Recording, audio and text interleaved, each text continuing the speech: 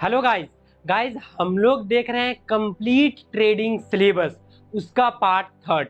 अगर part one और to आपने नहीं देखा है तो गाइस लिंक डिस्क्रिप्शन में है, जा करके एक बार जरूर देखिए। और गाइज आप किसी भी प्लेटफॉर्म पे ट्रेड करते हो, चाहे आप क्रिप्टो में, स्टॉक में या फॉरेक्स में ट्रेड करते हो, ये सब के लिए है और कंप्लीट ट्रेडिंग सिलेबस बताऊंगा। और आज का ये लास्ट वीडियो है, इसमें कंप्लीट ट्रेडिंग सिलेबस मैं खत्म कर दूंगा। और गाइज ट्रस्ट करो, जितना कुछ मैं बता दे रहा हूं, अगर आपने ये सब कवर कर लिया ना, फिर आपको सक्सेसफुल ट्रेडर बनने से कोई नहीं रोक सकता है। तो चलिए गाइज हम लोग शुरू करते हैं। गाइस मैं अनिकेत सिंह आपका स्वागत करता हूं आपके अपने चैनल ट्रेड विद अनी। गाइस अभी आप अपने स्क्रीन पे देख सकते हो, हमने पहला पार्ट में बेसिक्स हमने कवर किया था पहला पार्ट में, और बेसिक्स ऑफ प्राइस एक्शन में। दूसरा में मैंने बुक्स आपको बताई थी, ठीक है, छह बुक्स मैंने बताया था, ठीक है। तो सबसे पहले आपको बेसिक्स कंप्लीट करना है, फिर basics of price action complete करना है, फिर तीसरा बुक्स जो मैंने बताया उसे पढ़ना है, फिर फोर्थ नंबर प्राइजेक्शन के ऊपर आना है, ठीक है। इसमें मैंने बताया था बेसिक्स ऑफ प्राइजेक्शन, पर मैंने अभी तक प्राइजेक्शन आपको नहीं बताया है। अब प्राइजेक्शन का वीडियो मैं बना चुका हूं, पहले ही मैं बना चुका हूं, लिंक डिस्क्रिप्शन में है, जा करके एक बार चेक जरूर करें। उस प्राइजेक्शन में मैंने कवर किया बारीकी से candle sticks, support and resistance, patterns, ठीक है, और इंडिकेटर्स। ये सब कुछ मैंने उस वीडियो में मैंने कवर किया है, ठीक है, कि कौन सा कैंडल स्टिक्स आपको पढ़ना है, कौन सा सपोर्ट एंड रेजिस्टेंस आपको पढ़ना है, ठीक है, कौन सा आपको पैटर्न्स आपको मेनली फोकस करना है। ये जितना कुछ भी प्राइजेक्शन के अंदर आता है, ठीक है, कंप्लीट प्राइजेक्शन मैं कवर पहले कर चुका हूं, इसीलिए मैं प्राइजेक्शन के ऊपर बात मैं नहीं करूंगा। फिर जब आप प्राइजेक्शन कंप्लीट कर लोगे, फिर आपको आना है एसएमसी के ऊपर, एसएमसी के ऊपर। और एसएमसी भी मैंने प्राइजेक्शन वाले वीडियो में ही मैंने कवर कर दिया है, ठीक है। एसएमसी को, ये जो एसएमसी है हमारा ना, ठीक है, इसको भी मैंने प्राइजेक्शन वाले वीडियो में ही कवर कर दिया है, ठीक है। इसी वीडियो में मैंने ये दोनों आपको एक वीडियो में मिलेगा, जिसका लिंक डिस्क्रिप्शन में है, जा करके एक बार चेक जरूर करें। बहुत इंपॉर्टेंट है, बहुत ही ज्यादा इंपॉर्टेंट। और इसके बाद आपको फोकस करना है साइकोलॉजी एंड रिस्क मैनेजमेंट के ऊपर। जब ये सब कवर कर दोगे, फिर आपको किस पे आना है, साइकोलॉजी एंड रिस्क मैनेजमेंट। पर एक बात याद रखना, यहां पे पहले आपको प्राइजेक्शन कंप्लीट करना है, फिर आप एसएमसी के ऊपर जाना, ठीक है। बात फिर से सुनो, प्राइजेक्शन पहले कंप्लीट करना, फिर एसएमसी के ऊपर जाना। और गाइस प्राइजेक्शन और एसएमसी दोनों मैं कंप्लीट करवा चुका हूं, ठीक है, दोनों मैं कंप्लीट करवा चुका हूं। स्पेशल प्लेलिस्ट बना हुआ है, जा करके चेक भी जरूर कर लेना। अब हम लोग आते हैं साइकोलॉजी एंड रिस्क मैनेजमेंट के ऊपर, ठीक है, जो कि मैं बोलूं तो बहुत ज्यादा इंपॉर्टेंट रोल प्ले करता है। अब क्या करता है, इसमें आपको क्या पढ़ना है वो मैं बताता हूं। बिहेवियर ऑफ मार्केट, ठीक है। जब आप ये पढ़ोगे ना, तो इसमें आपको सबसे पहला टॉपिक है कि मार्केट का बिहेवियर कैसा है, ठीक है। मार्केट कैसे चलता है, बिहेवियर कैसा है मार्केट का। जरूरी नहीं मार्केट हमेशा अपना मन से चलेगा, ठीक है, आपकी सोच से और मेरे सोच से मार्केट नहीं चलता है, ठीक है। तो साइकोलॉजी में आपको एक चीज दिमाग रखना है कि यार मार्केट का बिहेवियर क्या है, मार्केट में अप ट्रेंड में उसका बिहेवियर कैसा रहता है, अप ट्रेंड कैसे वो चलता है, डाउन ट्रेंड कैसे चलता है। और लॉस मार्केट का एक पार्ट है, ठीक है, लॉस कंफर्म होगा, लॉस मार्केट का एक पार्ट है, तो लॉस में ज्यादा घबराना नहीं है। तो ये सब क्या बिहेवियर आपको देखना है, साइडवेज में बिहेवियर कैसा रहता है, मार्केट का बिहेवियर कैसा होता है, ये सारी चीजें आपको इसमें पढ़ना है, बिहेवियर ऑफ मार्केट में। फिर बिहेवियर ऑफ न्यू ट्रेडर, ठीक है, एक आपको ये भी टॉपिक कवर करना है, बिहेवियर कैसा कैसा बिहेवियर होता है एक नया ट्रेडर का, ठीक है। जब एक बात मैं बता रहा हूं, मान लो आप एक नया ट्रेडर, न्यू ट्रेडर हो, 2-4 महीने या 6 महीने को नया ट्रेडर बोलेंगे, ठीक है, अगर 6 महीने भी आपके हुए हैं फिर भी आप एक न्यू ट्रेडर हो। तो मान लो जब आप एक न्यू ट्रेडर हो ना, तो अगर मैं आपको बता दूंगा कि पता है नया जो ट्रेडर होता है ना, वो उसमें पास में पेशेंस नहीं होता है, और अगर उसका अगर प्रॉफिट होता है तो वो बहुत ज्यादा खुश हो जाता है, और अगर नुकसान हो जाता है तो वो बहुत ज्यादा दुख होता है। और मान लो वो 2 दिन प्रॉफिट किया ना, तीसरा दिन कंफर्म उसका पैसा मार्केट सारा का सारा लेकर के चला जाएगा। जब मैं ये सब चीजें आपको मैं बता दूंगा ना, तो आप प्रिपेयर हो जाएगा, यार मैं भी नया ट्रेडर हूं, मतलब कि अगर प्रॉफिट होगा तो मुझे ज्यादा खुश नहीं होना, अगर मुझे लॉस होगा तो ज्यादा हड़बड़ाना नहीं है। क्यों भाई, लॉस पार्ट है, अगर कोई बता दे आपको कंफर्म लॉस होगा, तो आप जानोगे यार सबका लॉस होता है तो मेरा भी लॉस होगा। और जब प्रिपेयर रहोगे, माइंड से प्रिपेयर रहोगे, तो ये बात जब आप जान जाओगे, नया ट्रेडर का बिहेवियर, ठीक है, आपको कोई बता देगा कि यार नया ट्रेडर ऐसे से करता है, तो जब आप करोगे तो आपका अरे यार मैं भी तो नया ट्रेडर हूं, क्यों करना, मत करो, ये मतलब परेशान नहीं होना है, ठीक है, ये होता है, सबके साथ में होता है, नया ट्रेडर के साथ में जनरली ये चीज होता ही होता है। तो ये पता चल जाएगा, तो आपका जो मेंटली और इमोशनली जो हो ना आप, ठीक है, वो स्ट्रांग हो जाओगे आप, ठीक है, ये चीज दिमाग में रखना। फिर when we have to take trade, हमें ट्रेड कब लेना है ये आपको पता होना चाहिए, ठीक है। When we have to take trade, हमें ट्रेड कब लेना है ये पता होना चाहिए, और कब नहीं लेना है ये भी पता होना चाहिए। मतलब कि देखो, एक जब आप एक प्रोफेशनल ट्रेडर बन जाओगे ना, ठीक है, तो आप हमेशा ट्रेड नहीं लोगे। और एक न्यू ट्रेडर का एक आदत होता है कि पर डे वो 3-4 ट्रेड, 5 ट्रेड, 10 ट्रेड लेता ही लेता है। और एक जो प्रोफेशनल ट्रेड होता है, जब उसे पोजीशन मिलेगा, चाहे सप्ताह में उसे 2 दिन मिले या 3 दिन मिले, ठीक है, उसे मिलेगा, उसका स्ट्रेटजी उस पर सूट करेगा, तभी वो ट्रेड लेगा, वो ट्रेड हमेशा नहीं लेता है, ठीक है। और गाइस, अगर अगर आप अगर ट्रेड अगर लेना चाहते हो यार, तो फिर आप धन का प्लेटफॉर्म आप यूज कर सकते हो। यहाँ पे आप बहुत आसानी से आप ट्रेड ले सकते हो, बाय और सेल कर सकते हो। साथ में ही गाइस, ये बहुत ट्रस्टेबल है, ठीक है, बहुत ट्रस्टेबल है, और बहुत सारे प्रीमियम फीचर्स, जो बहुत सारे एडवांस फीचर्स होते हैं, जो आपको पैसे दे करके ट्रेडिंग व्यू पे लेना पड़ता है, वो आपको यहाँ पे मिलेगा। यहाँ पर आप अलार्म लगा सकते हो, इंडिकेटर यूज कर सकते हो, तो बहुत कुछ यूज कर सकते हो। मतलब ट्रेड लेने में आपको कोई दिक्कत नहीं होगा, बहुत आसानी से आप ये ऐप को यूज कर सकते हो। तो गाइस, अगर आप स्टॉक में ट्रेडिंग करते हो यार, तो लिंक डिस्क्रिप्शन में है, जा करके एक बार चेक जरूर करना। फिर एग्जिट फ्रॉम मार्केट, ठीक है, ये आपको पता होना चाहिए कि कब मार्केट से निकलना है, ठीक है। बहुत सारे लोग होते हैं ना, जो जो थोड़ा सा उसे बोलते हैं ना, ढीठ होते हैं, ठीक है, ढीठ होते हैं। अगर लगा दिए कि अगर स्टॉप लॉस ये एरिया पे है और टेक प्रॉफिट ये एरिया पे है, ठीक है, तो अगर उन्होंने सोचा कि यहीं पे मैं प्रॉफिट बुक करूंगा, तो यहीं पे बुक करेंगे। और बल्कि बीच में मार्केट वो देख रहे हैं कि मार्केट का बिहेवियर चेंज हो रहा है, ठीक है, मार्केट बता रहा है कि मार्केट ऊपर जाने वाला, मार्केट अपना डायरेक्शन चेंज कर चुका है बीच मार्केट से ही, फिर भी वो नहीं निकल रहे, ठीक है। तो ये आपको पता होना चाहिए कि मार्केट से निकलना कब है, ठीक है, कब ट्रेड लेना है ये पता होना चाहिए, और निकलना कब है ये पता होना चाहिए, ठीक है, ये चीज। फिर how much leverage you have to take, ठीक है, लिवरेज, कितना लिवरेज आपको लेना है ये आपको पता होना चाहिए।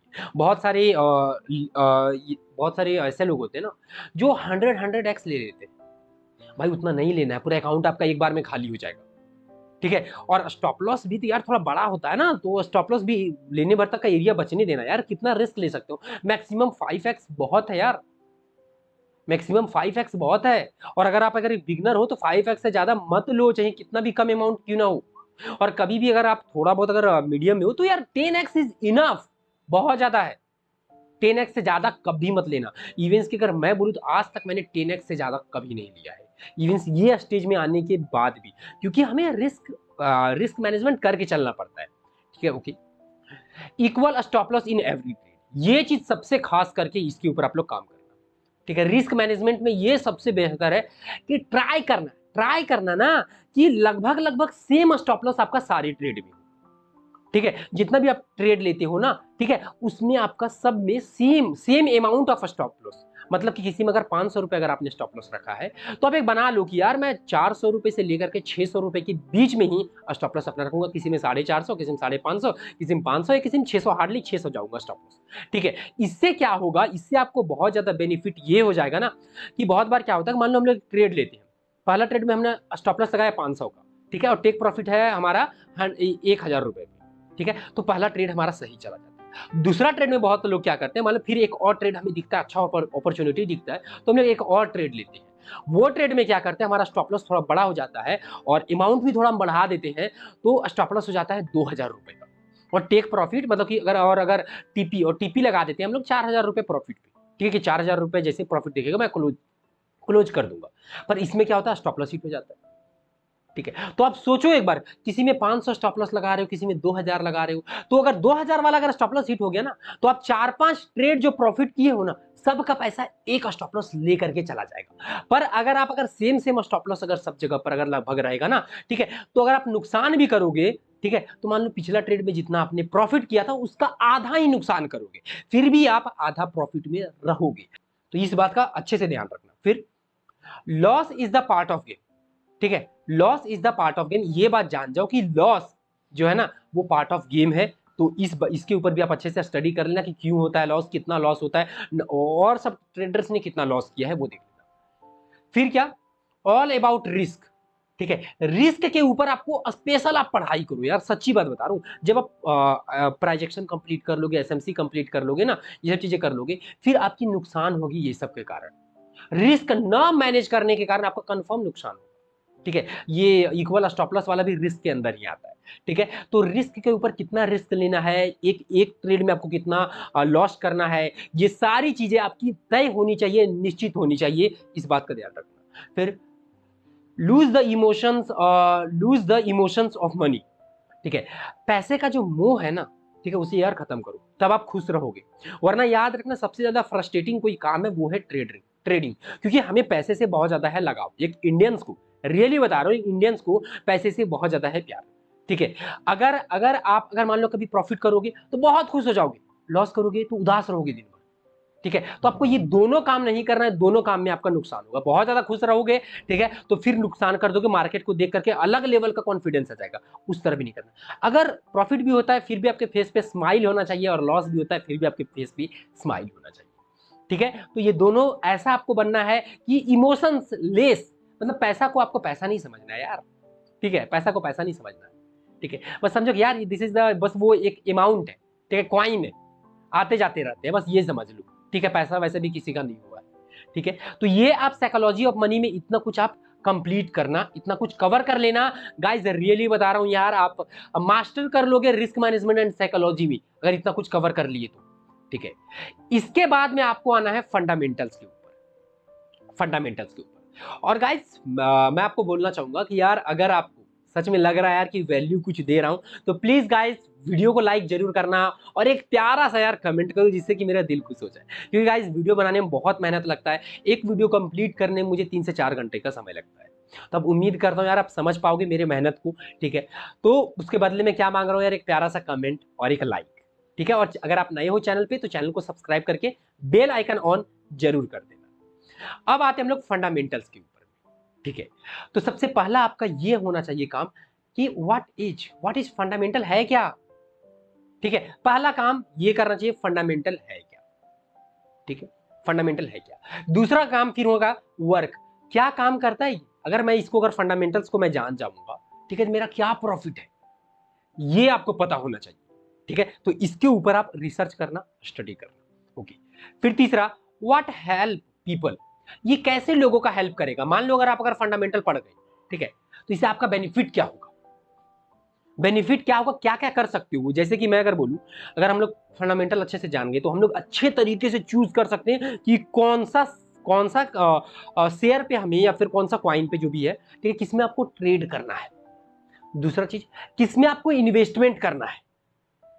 तीसरा चीज, ठीक है, कि आप जो है सो ये जो मार्केट में जो होता है ना मैनिपुलेशन, उससे बच पाओगे।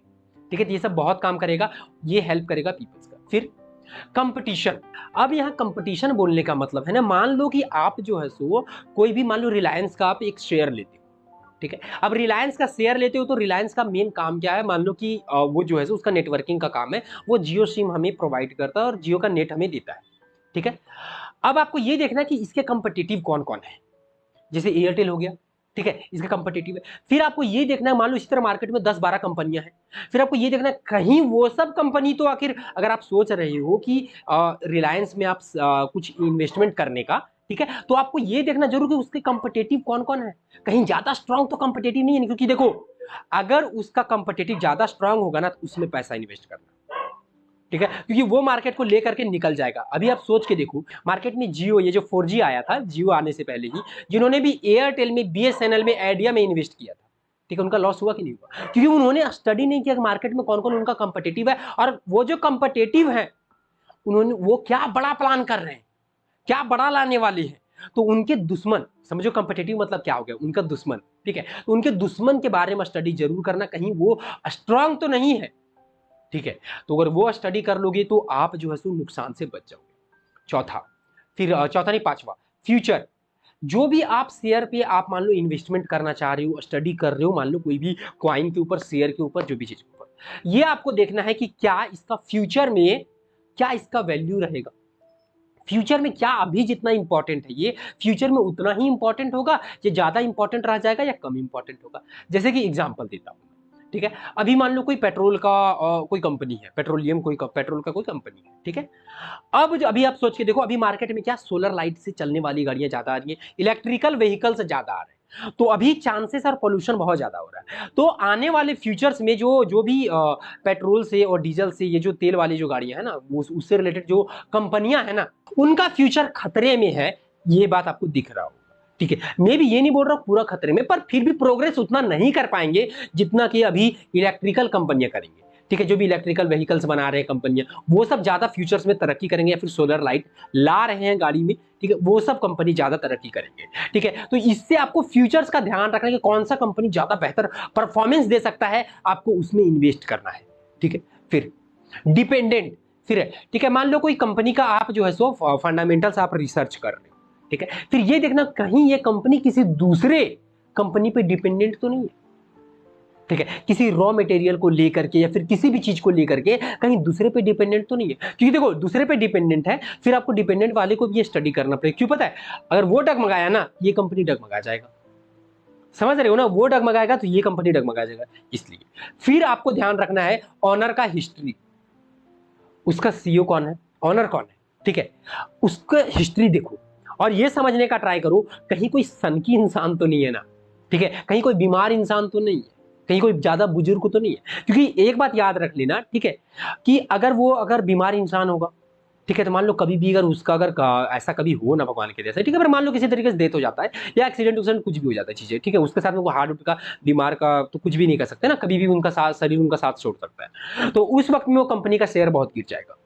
ठीक है। तो और साथ में ये ध्यान रखना कि उसका ऑनर कितना पढ़ा लिखा है, क्या कंपनी किया है, तो उससे कंपनी के ग्रोथ को लेकर के ज्यादा कॉन्फिडेंस आएगा कि अगर बहुत पढ़ा लिखा आदमी है और स्पेशल वही सेक्टर में जिस सेक्टर में उसकी कंपनी है, तो वो कंपनी को ज्यादा ऊपर ले जा सकता है। तो ऑनर के बारे में स्टडी जरूर करना। फिर एनी लीगल केस, फिर देखना कि क्या उसकी वो कंपनी के ऊपर कोई केस तो नहीं चल रहा है, और वो केस चल रहा है किस चीज के ऊपर चल रहा है, इसके ऊपर स्पेशल ध्यान रखना, क्योंकि अगर अगर केस वो अगर हार जाता है, ठीक है, तो शेयर बहुत ज्यादा गिर जाएगा उसका, इस बात को। फिर डेप्थ, मतलब कितना वो कर्ज में है, बहुत सारी कंपनियां होती हैं जो कर्ज में होती हैं, ठीक है, तो ये बात जरूर देख लेना कि कर्ज में कितनी है। फिर इंप्लॉय, ठीक है, फिर ये देखना कि कितने उसमें काम करने वाले व्यक्ति हैं। फिर प्रॉफिट जनरेट्स, ठीक है, ये देखना कि कितना ये कंपनी प्रॉफिट जनरेट कर रहा है हर साल, ठीक है, हर साल कितना जनरेट कर रहा है। गाइस ये सब इजीली आपको ऑनलाइन आपको जो है सो बहुत सारे ऐसे वेबसाइट्स हैं जहां से आपको मिल जाएंगे प्रॉफिट जनरेट्स, ठीक है। फिर how much percentage is spend on infrastructure, ठीक है, ये जरूर देखना कि कितना कितना वो कंपनी जो है सो इंफ्रास्ट्रक्चर के ऊपर खर्च करता है, जैसे कि मशीन के ऊपर और अपनी जो भी कारखाना है, गोदाम है उसका, वो सब के ऊपर। इससे क्या होता है ना कि हमें पता चलता है कि अरे यार कोई अगर मान लो कंपनी है बहुत ज्यादा पैसा वो मशीन के ऊपर खर्च करता है, तो सिंपल सी बात है मशीन के ऊपर अच्छा खासा अगर पैसा खर्च करता है, तो इससे एक बात तो सिंपल सी है कि यार वो कंपनी जो है सो बहुत ग्रोथ करेगी। क्यों, हमेशा वो अपडेट रह रहा है मार्केट से, हमेशा वो अपडेट रह रहा है मार्केट से, इसका मतलब ये है कि वो इंफ्रास्ट्रक्चर के ऊपर अपना फोकस कर रहा है, ये एक गुड साइन होता है।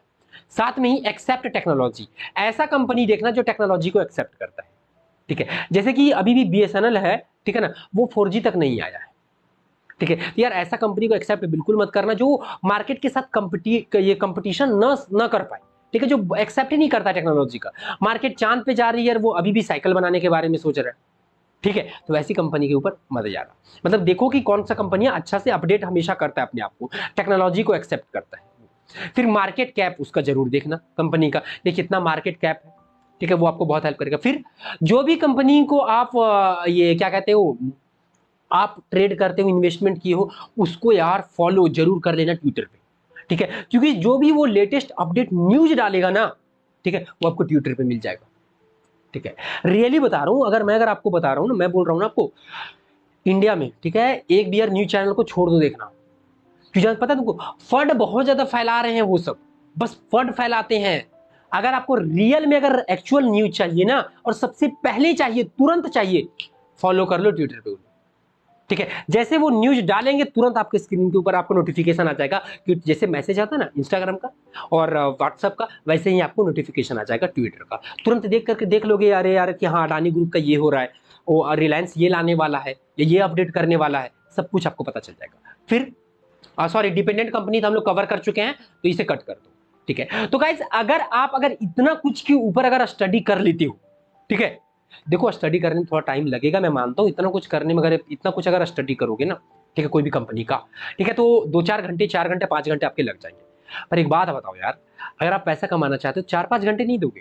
अगर आप इन्वेस्टमेंट कर रहे हो कोई कंपनी में तो 1-2 लाख तो लगाओगे ही। मान लो 2 लाख रुपए आप लगा रहे हो, ठीक है, तो यार 2 लाख रुपए के लिए आपका 4-5 घंटे तो यार इतना तो कर सकते हो, ठीक है। और ये मैं आपके लिए बता रहा हूँ, वरना मैं चाहता तो मैं 4 पॉइंट बता करके मैं टॉपिक खत्म कर देता। पर मैं इसीलिए बता रहा हूँ गाइस, ताकि इससे आपका बेनिफिट हो, ठीक है। ये सब कोई भी नहीं बता रहा है मार्केट में, ठीक है। मार्केट में सारे लोग बस बता दे रहे हैं कि ये ऐप है गाइस, यहाँ पर आओ, यहाँ पर देखो मार्केट कैप क्या है, कितना डेप्थ है, कितना एम्प्लॉय है, बस देख लो, ठीक है, और काम खत्म कर दो। पर ये सब अगर देखोगे ना, ठीक है, कभी भी आप फंसोगे नहीं, कभी भी आप फंसोगे नहीं, बहुत कम चांसेस रहेगा कि आप फंसोगे, ठीक है। तो गाइस अगर वीडियो समझ में आ रहा है, वीडियो लग रहा है कि हाँ बहुत इंपॉर्टेंट है, तो गाइस प्लीज चैनल को सब्सक्राइब जरूर कर लेना और बेल आइकन जरूर करना और एक लाइक यार और एक कमेंट जरूर करना।